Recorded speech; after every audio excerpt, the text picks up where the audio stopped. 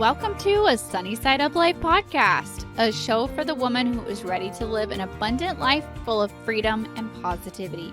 I'm Sammy Womack, and I'm on a mission to help you break free from survival mode, gain financial freedom, stay motivated, and focus on what matters most. Join the movement and let's start living on the brighter side of life together. Hey everyone, welcome back to another episode. This week we are going to talk about why perfection is not a requirement for progress. Before we dig into this week's topic, I want to do this week's review shout out, and it comes to us from Jill Mayer. I hope I'm saying that right. 1234. She's one of our Canadian listeners. So welcome, Jill. Thank you for leaving your review. Jill says, "This podcast is so inspiring." Thank you so much. That is so sweet. If you would like to leave a review, you can simply click over through iTunes and go to the homepage of the podcast. It's pretty easy to find, or you can scroll down in the show notes of this episode and you will see a spot that says, "I'd love to hear from you." And there's a link right there. It says, "Click here to leave a review." The reason why I ask you guys to leave reviews is not just for me to hear that you guys are loving the podcast, which is a great second reason, but the real reason is so iTunes will continue to rank the podcast higher and higher, which helps new ladies just like you and just like me find this message and this conversation and hang out with us. So spreading the word is the main reason why we do the reviews, why we ask for you to subscribe and all that kind of stuff and to keep sharing. I appreciate you guys so much. You guys have been tagging me on Instagram while you're listening and with your takeaways, and that has just been bringing me so much joy. So continue to do that. It makes me so happy to see you guys digging into the episodes and just getting value out of them and finding encouragement from them. So that makes me so, so happy. Anyway, so let's dig into this week's topic. You guys, I am here the night before this podcast goes live. Yes, Wednesday night at like midnight after my kids are in bed, recording this episode for you guys. And I feel like this has been a reoccurring theme for a few weeks. I feel like, I don't know, 5 or 6 out of the last 8 episodes I've done the night before, which is not common for me. I usually get these episodes recorded sometimes even weeks in advance. But that's life right now, and I'm just kind of rolling with it. And that's kind of what we're talking about this week, is why we don't have to be perfect to still make progress on our goals, to still be valuable to ourselves and our families and society as a whole. We don't have to be perfect to be worthy, right? And it's something that I struggle with all the time. I am a recovering perfectionist. When I first started counseling about a year ago, I had to fill out a couple pages of questionnaire type stuff, and most of it was general, like name and do you go by a nickname, and are you married, how many kids do you have, what are your kids' names, blah blah blah blah blah. But the last little bit of the questionnaire were like personality traits, and I agonized over this questionnaire. I literally spent hours overthinking it, and I was like, how would you describe yourself? And I'm like, well, perfectionist. I can't even answer this questionnaire without overanalyzing and, all of that. So recovering perfectionist is something that I am still working on and will probably continue to always work on. I feel like a lot of it is part of my DNA. A lot of it is part of my oldest child syndrome and all of that. So anyway, I struggle with this, and you probably do too, which is why I want to talk about it. And it's almost like an impostor syndrome, right? For me personally, I get more bouts of this perfectionism and that little voice in my head that says, you're not good enough. This is not perfect enough. You didn't try hard enough. You failed. You weren't good at that. You suck. You know, we all have that voice, and she is very rude and very loud sometimes. This voice is even louder for me during times like the time I'm in right now, where I just launched my new course, Control Your Crazy, and it's had such a good response, and I'm so, so proud of it. But the human side of me says, who are you to teach other people about gaining control of your crazy, because you're still crazy, right? Who are you to teach people about minimalism, like decluttering your house, when you still sometimes go to bed with a pile of dishes in your sink, which is what happened last night, which is a lot of the reason why I wanted to talk to you guys about this while it was fresh. So you guys know my husband goes to work for 3 weeks at a time and is home for 3 weeks at a time.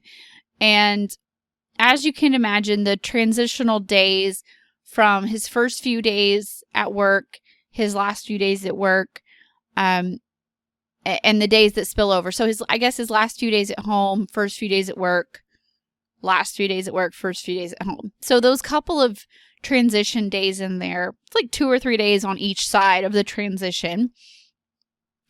They're challenging for all 5 of us in our own different ways. I even think that our dog is affected by it. Anybody else's dog have like depression issues? He even suffers from it. He misses his daddy, right? Like things are off routine. Yeah, so we all 5 kind of go through these couple of days of transition. And today, as I'm recording this on Wednesday night, was my husband's first day at work. So as you can imagine, it was a rough day, as well as yesterday was also a rough day, his last day at home, because we're scrambling to kind of get the last minute things done. He's like doing all his yard work to make sure, that the yard doesn't get out of the hand while he's at work. We're doing random loads of laundry to make sure he has things to pack. We're getting pizza, which is like pretty much our tradition for his last night at home, because we're like, we don't feel like cooking. We don't feel like having a bunch of dishes to do, et cetera, et cetera. You guys know the pizza pickup nights. Plus our girls started back to dance class. And it was just one of those days where I was just like, we're just getting into the swing of new school year, fall activities.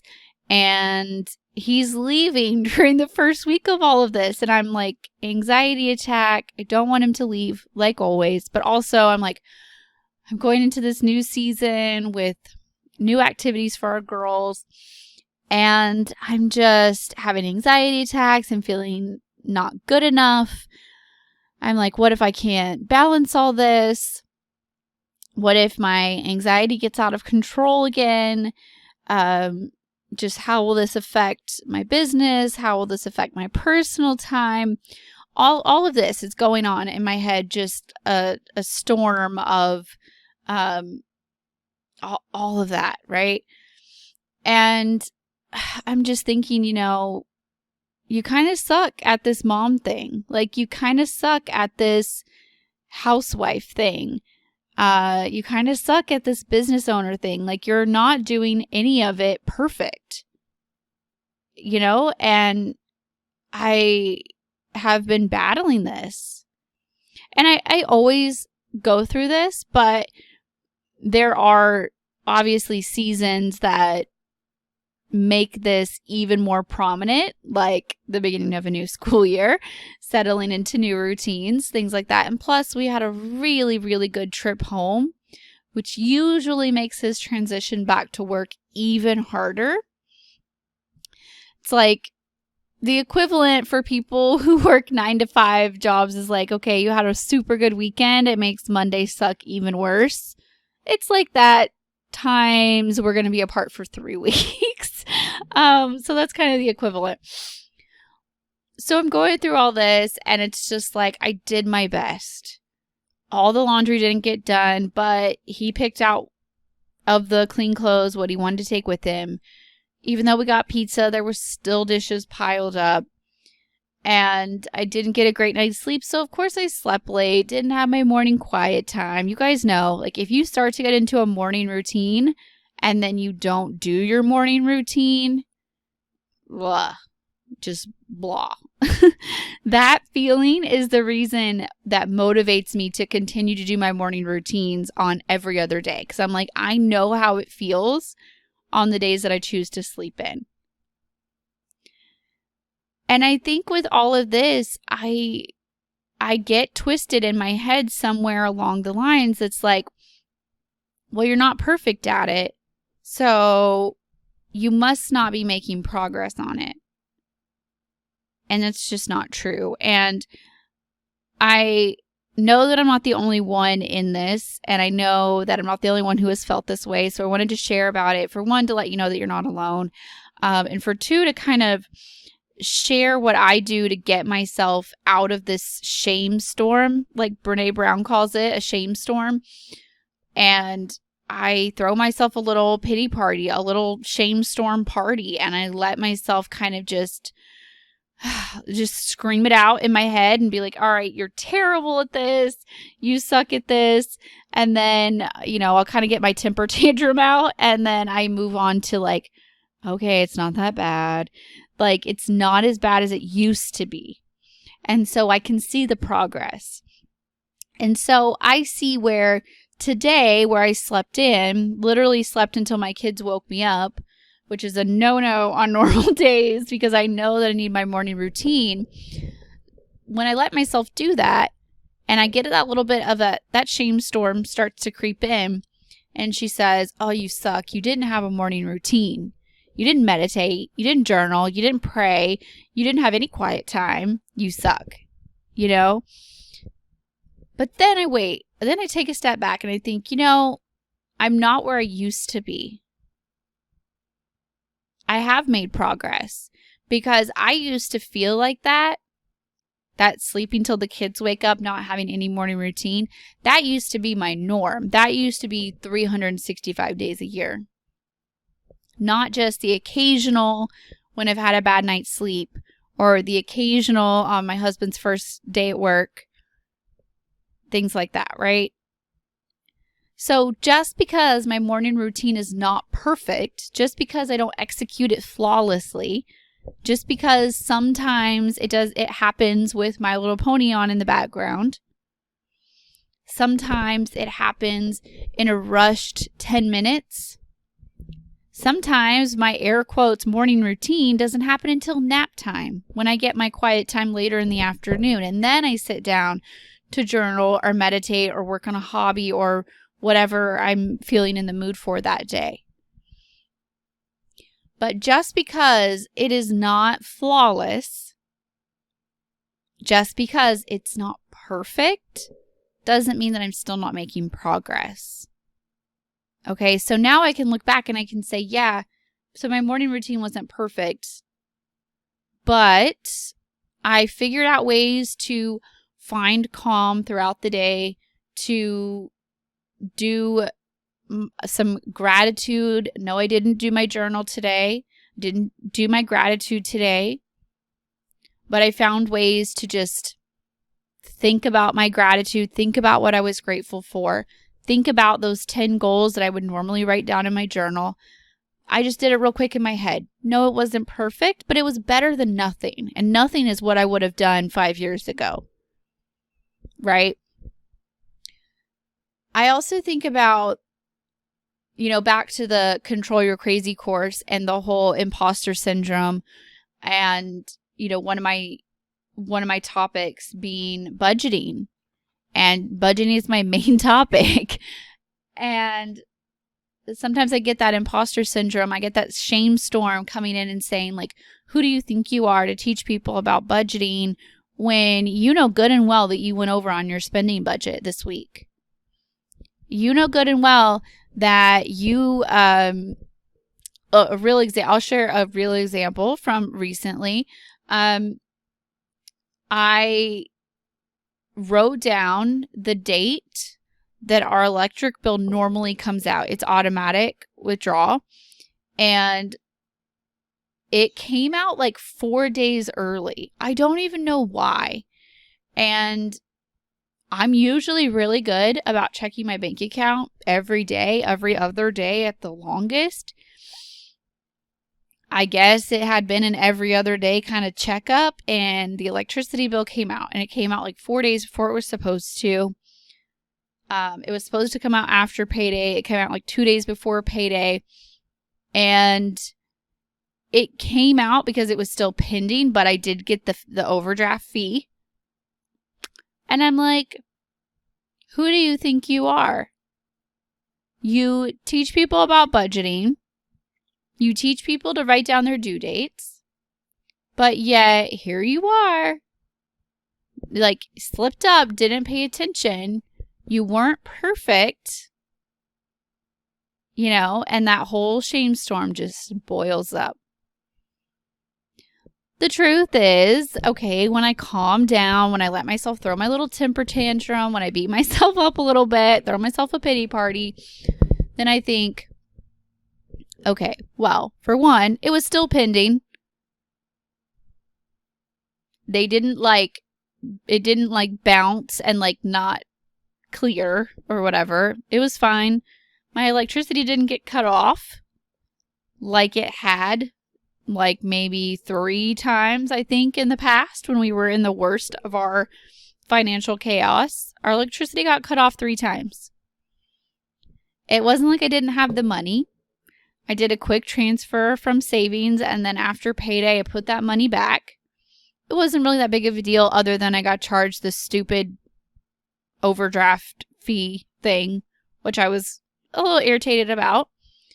My point is that it's still progress from how it was 5 years ago. No, it's not perfect. Yes, I still do mess up my budget sometimes. Right? But I also have made huge progress. We also have a $15,000 emergency fund plus 20 something thousand, I can't remember, 22,000 maybe ish towards our future house down payment. So it's not as bad as it used to be. There is still progress there. I don't have to be perfect. You don't have to be perfect. None of us have to be perfect in order to still make progress. The truth is that we're never going to be perfect. We are human, and trying to be perfect is exhausting. It's anxiety inducing, and it's never going to happen anyway. So all of that exhaustion and anxiety is just a waste. I mean, and I'm still I'm good at worrying. I'm good at having my little shame storms and my anxiety and all the things. But we know in the end that perfection is not even possible. So all we can do is try to make progress. And Laura Casey says this all the time. Laura Casey, the creator of the Power Sheets, it says it multiple times in the Power Sheets. I think there's even stickers that come with the Power Sheets that say it. Progress over perfection. And even in the Power Sheets, she talks about marking how much progress you've made towards your goals. It's not marking how many times have you been perfect in executing your goals. How much progress have you made? And I think all the time I shared the thumbnail for this episode is actually an old picture from Mother's Day of 2018, year before last. I have us on the lake, and my mother-in-law took the picture. And I love this picture. I don't know why this was the first picture that came to mind when I thought about this topic, because my kids look like a hot mess. No one's holding still. No one has shoes on or like matching clothes or anything. And my husband, bless his heart, holding a beer because we're at the lake. And I'm just cheesing it up through it all because to me, that was a quote unquote perfect day to me. And I think my husband has a beer in a family picture. God love him. And my kids look like hot messes. But to me, that's perfect. It's them not being perfect. We were on the lake and we were together. And I was like, that's the picture I'm going to use for the thumbnail. And we think, we don't require our kids to be perfect. How many times have we asked them, did you do your best? Even my youngest daughter, Melly, she is still working on potty training. She's 3 and she's like 95% potty trained. And she will say, we'll think she has to potty. So we'll sit her down and we'll say, are you done? Did you go? And she'll say, I tried my best. I don't even know where she got this from, but she'll say, I tried my best, Mama. I didn't have any, but I tried my best. And I think God love her and her 3-year-old wisdom. How many times do we need to stop and just say, you know what? I tried my best. Tried my best, Mama. Oh, I didn't do it, but I tried my best. I wasn't perfect, but I made a little bit of progress.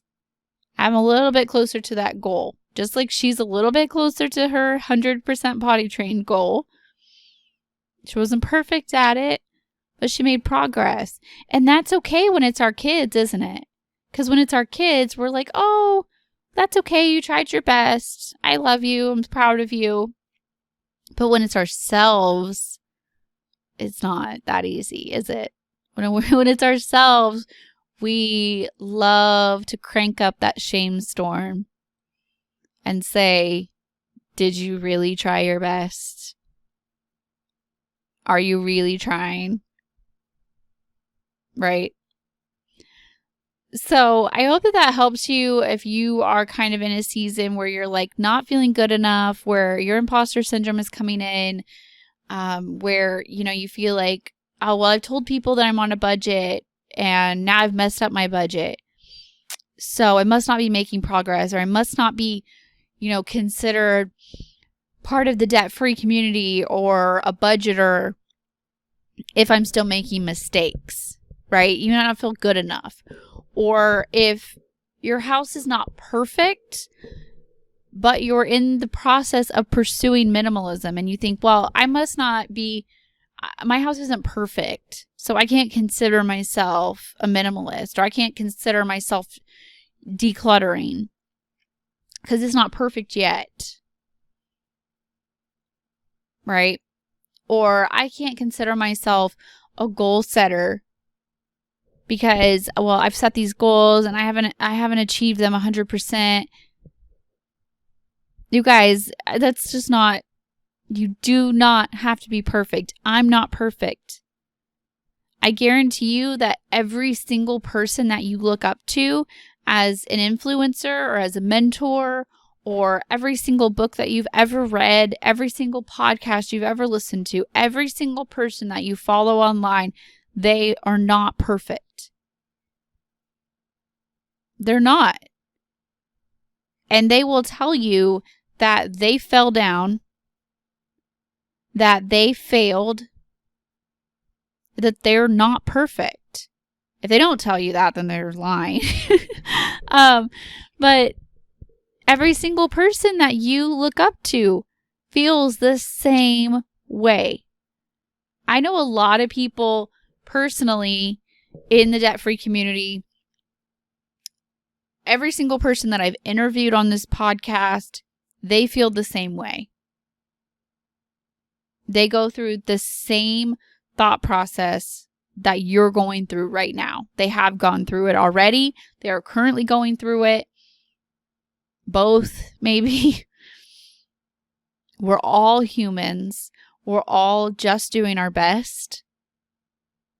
Okay? So if you have been feeling like I'm not perfect enough to actually make progress on this, I slipped up and went over budget, or, I said I was going to do this workout program and I slipped up again, so I must not be making any progress towards working out. Cut yourself some slack. Give yourself some grace. Remember that perfection is not a requirement for progress. You can be flawed and still be making progress. Okay? So I hope that that's helpful. That was just what was on my heart tonight for you guys. And I just felt like it needed to be shared because that's been my day today. That's how I was feeling. I've been feeling not perfect all day. So you're not alone if that's how you feel. So, all right. I hope that was helpful. Please share, leave a review if you haven't already, subscribe if you haven't already. Remember, that's what helps the podcast grow. Tag me on Instagram with your takeaways or when you're listening. I usually repost, or I will comment if you post on your feed about the episode. I appreciate you guys so much. That's all for me this week. I will talk to you guys next week. Bye, guys.